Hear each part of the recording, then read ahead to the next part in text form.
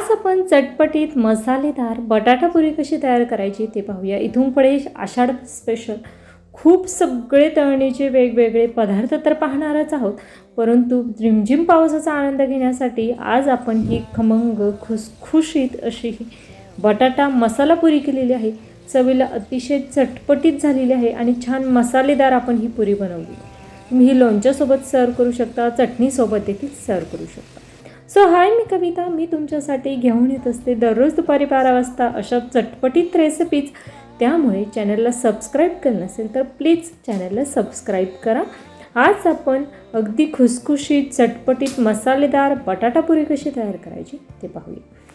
त्यासाठी आपण अगदी रोजच्या चपातीसाठी जी कणिक घेतो तेच पीठ घेतलेलं आहे। अगदी 1.5 वाटी एवढं गव्हाचं पीठ घेतलेलं आहे।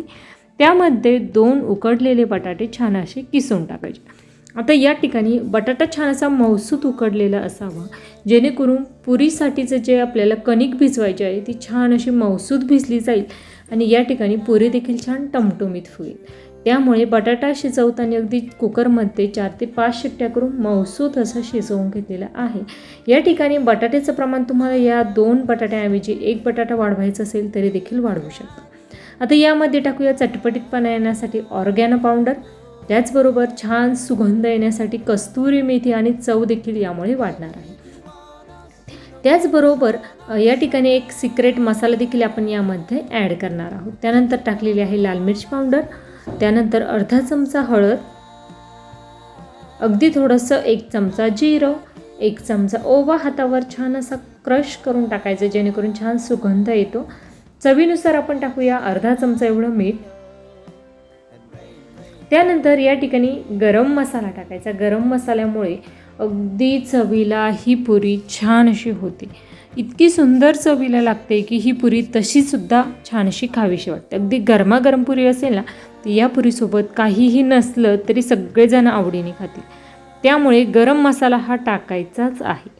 या ठिकाणी सांगितलेले सगळे जिन्नस यामध्ये आपण ॲड केल्यानंतर अगदी कमीत कमी पाण्याचा वापर करून आपण हे कणिक भिजवलेली आहे। बटाटा जर गरम असेल तर यामध्ये तुम्हाला पाणी वगैरे टाकण्याची देखील गरज पडत नाही।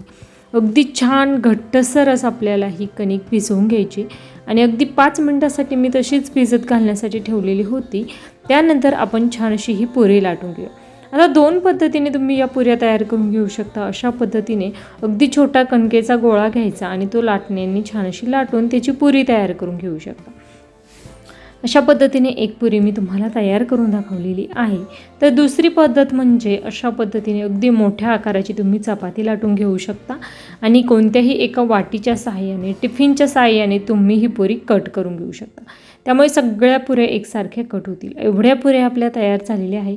आता पुरी छान टुमटुमीत फुगावी यासाठी जेवढं पिठाचं भिजवलेलं कणिक जेवढी महत्त्वाची आहे, तेवढंच तेलाचं टेम्परेचर देखील महत्त्वाचं आहे। पुरी छान फुगण्यासाठी तेल देखील छान असं गरम झालेलं असायला हवं। हे पहा, खूप छान असं तेल कडकडीत गरम केल्यानंतर त्यामध्ये आपण ही पुरी तळून घेणार आहोत आणि अगदी छान तेलात सोडताच अगदी छान फुगलेली आहे। अशाच पद्धतीने राहिलेल्या सगळ्या पुऱ्या मी तळून घेणार आहे।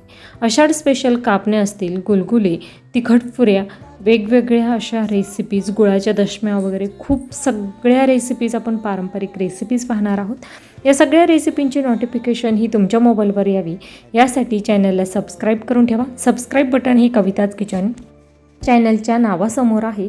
त्यासोबत घंटीच्या बटनवर क्लिक करून ऑलवर क्लिक करा, जेणेकरून दररोज दुपारी 12 वाजता येणाऱ्या प्रत्येक रेसिपीची नोटिफिकेशन तुमच्या मोबाईलवर येईल।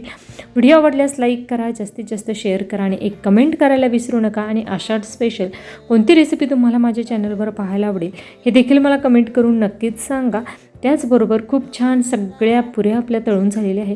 आता एक सिक्रेट आणि बोनस टिप्स म्हणाल तर तुम्हाला ह्या ठिकाणी या पुऱ्या जर खूप वेळासाठी थोड्याशा कुरकुरीत हव्या असतील, तुम्ही यामध्येच 1 ते 1.5 चमचा तांदळाचं पीठ ॲड करू शकता किंवा रवा देखील तुम्ही टाकू शकता। खूप छान परफेक्ट अशा, परंतु मला तर या पुऱ्या खूप खुसखुशीत आणि मऊसूत आवडतात। रेसिपी शेवटपर्यंत पाहिल्याबद्दल धन्यवाद।